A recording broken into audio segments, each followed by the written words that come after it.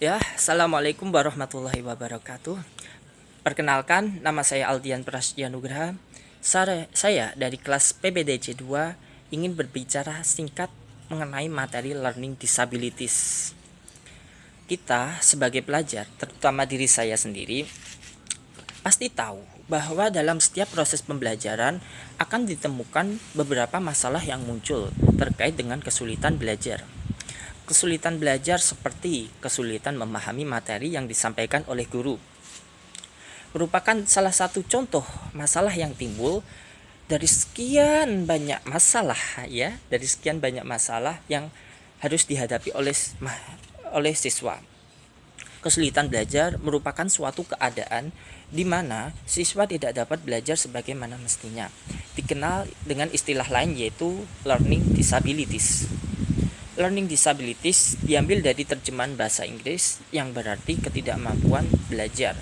Maksudnya di sini bukan berarti tidak mampu belajar, tetapi ketidakmampuan seorang siswa dalam belajar secara normal, sebagaimana mestinya siswa normal lainnya.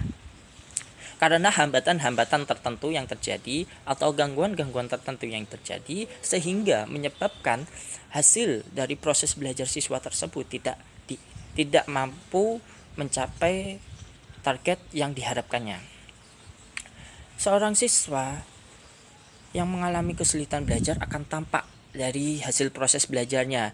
Contohnya, hasil nilai belajar rendah di bawah rata-rata. Itu mengindikasikan bahwa siswa tersebut pasti mengalami kesulitan belajar.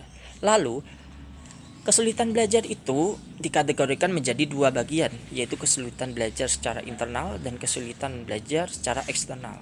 Kesulitan belajar secara internal berkaitan erat dengan fungsi otak kita. Fungsi otak untuk mengeluarkan kemampuan seperti melihat, mendengar, berpikir, menyimpan memori, menghitung, dan lain sebagainya. Jika fungsi otak ini mengalami gangguan, maka fungsi-fungsi yang lain akan juga mengalami gangguan. Jika seorang anak memiliki gangguan seperti contoh yang saya sebutkan, berarti mengindikasikan bahwa anak tersebut pasti mengalami kesulitan belajar secara internal. Lalu ada kesulitan belajar secara eksternal.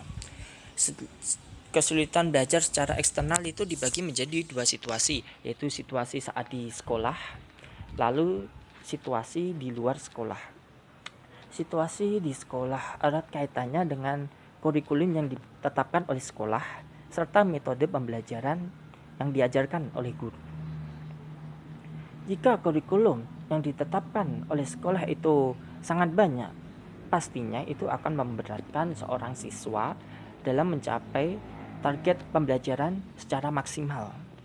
Lalu ada juga metodenya, metode pembelajaran yang tidak efektif dengan kurikulumnya. Itu pasti akan menyebabkan siswa akan kesulitan memahami materi yang dipelajari atau kurikulum yang ingin dicapainya itu. Lalu ada situasi di luar sekolah, yaitu terutama lingkungan keluarga dan lingkungan masyarakat sekitar.